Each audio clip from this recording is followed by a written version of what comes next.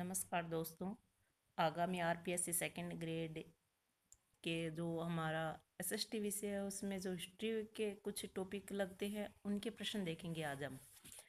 अपना पहला प्रश्न है, किस सातवाहन शासकीय मुद्राओं पर दो पतवारों वाले जहाज़ों का चित्र मिला है? तो दो पतवारों वाले जहाज़ों का चित्र कहाँ मिला है? पुल्लुमावी चतुर्थ पे मिला है, सातकर्णी प्रथम में, गौतमी पुत्र सातकर्णी या वशिष्ठ पुत्र पुल्लुमावी। तो इसका आंसर क्या होगा? इसका आंसर अपना होगा डी ऑप्शन। ठीक है। अब सेकंड प्रश्न देखते हैं, निम्न में से कौन कनिष्क के दरबार की शोभा नहीं था? तो इनमें से कौन सा था वो जो कनिष्क के दरबार की शोभा नहीं था? पहला है अपना ऑप्शन चरक, सेकंड ऑप्शन है पतंजलि, तीसरा ऑप्शन है अपना नागार्जुन और चौथा है मातृचेट। तो इसका आंसर क्या होगा अपना? क्या होगा इसका आंसर? इसका आंसर होगा अपना पतंजलि। क्या होगा? पतंजलि। अब तीसरा प्रश्न देखते हैं अपन, टोलमी ने किस बंदरगाह को विशालतम पण्य नगर कहा था? क्या कहा था? टोलमी ने कहा था, और किस बंदरगाह को विशालतम पण्य नगर कहा था? तो कावेरीपट्टनम को, बेरीगाजा को, अरिकामेडु को या सुरपार्क को? तो किसको कहा था विशालतम पण्य नगर?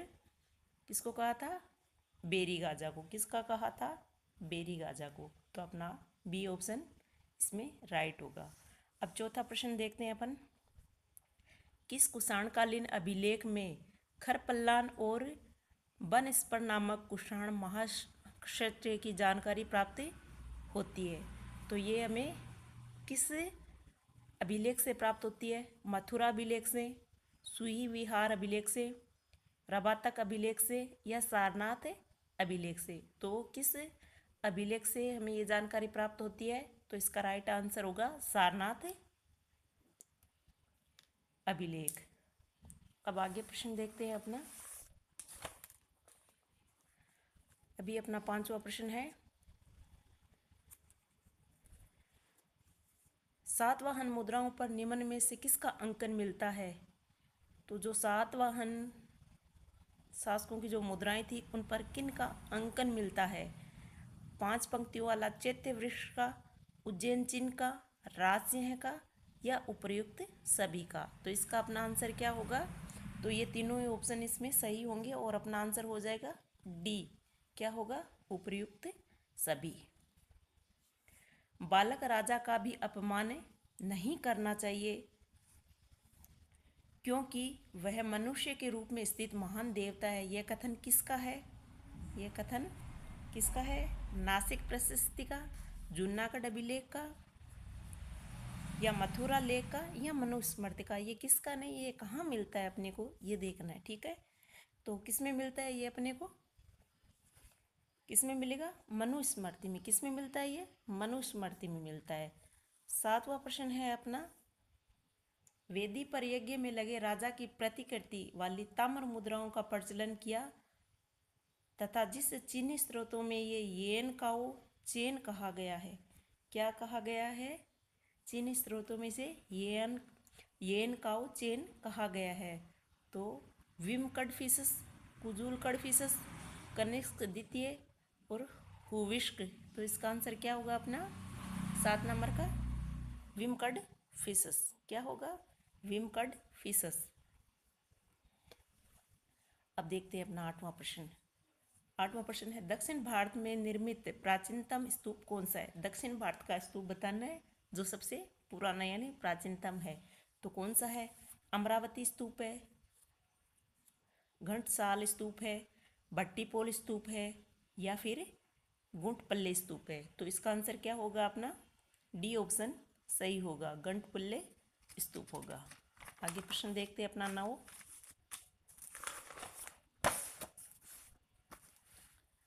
प्रश्न नंबर 9, सुख सोडास के शासनकाल में तोसा नामक महिला, क्या थी?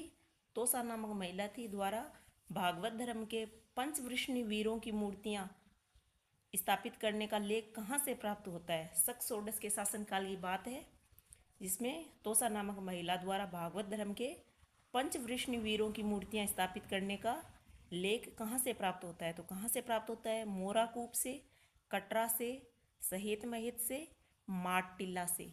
तो कहाँ से प्राप्त होता है ये अपने को? ये अपने को प्राप्त होता है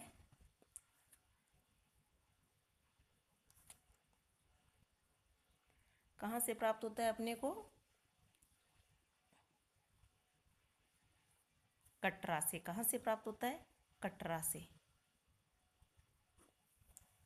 ठीक है, आगे प्रश्न नंबर 10 देखते हैं। निम्नलिखित में से कौन सा युग्म सही सुमेलित नहीं है? तो कौन सा सही मिला हुआ नहीं है ये बताना है अपने को। सुरपारक कन्हेरी, कपिलवस्तु पिपरहवा, धन्य कटक अमरावती, मत्स्य बेराट। तो इसका आंसर क्या होगा अपना 10 नंबर का? 10 नंबर का होगा सुरपारक कन्हेरी।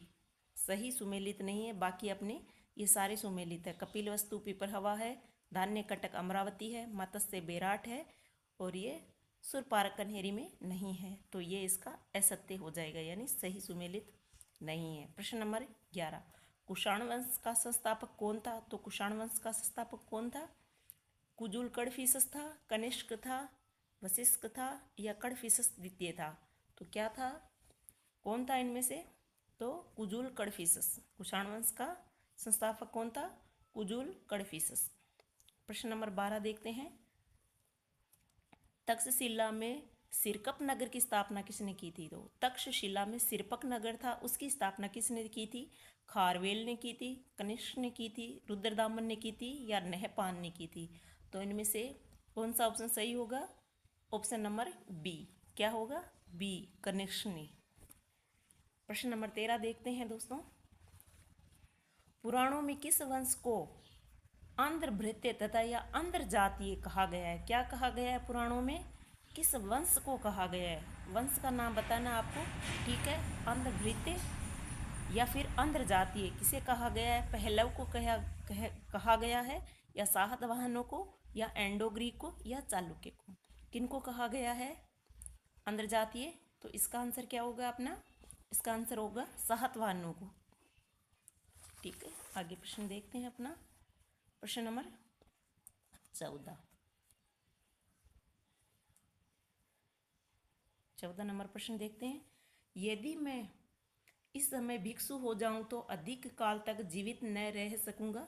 यानी मैं इस समय भिक्षु हो जाऊंगा तो अधिक समय तक जीवित नहीं रह सकूंगा, क्योंकि मेरे शत्रुओं की संख्या अधिक है। यह कथन किस ग्रंथ में मिलता है? उस ग्रंथ का आपको नाम बताना है, ठीक है। तो मालविका अग्निमित्रम, वायु पुराण में, मिलिंद पन्हों में, या हरिश्चरित्र में? तो ये बात किस ग्रंथ में मिलती है? तो ये किस ग्रंथ में मिलती है? मिलिंद पन्हों में। किस में मिलती है? मिलिंद पन्हों में। प्रश्न नंबर 15 देखते हैं। निम्नलिखित में से कौन सा सुमेलित नहीं है और किससे संबंधित पूछा है? जो शुंगों की उत्पत्ति के संबंध में पूछा है। किन की उत्पत्ति के संबंध में? शुंगों की उत्पत्ति के संबंध में। दिव्यावदान मौर्य वंश से, हरप्रसाद शास्त्री पारसिक, कालिदास भारद्वाज गोत्रीय ब्राह्मण, और हर्षचरित्र अनार्य तथा निम्न उत्पत्ति। तो इनमें से कौन सा सही सुमेलित नहीं है? तो कौन सा नहीं है?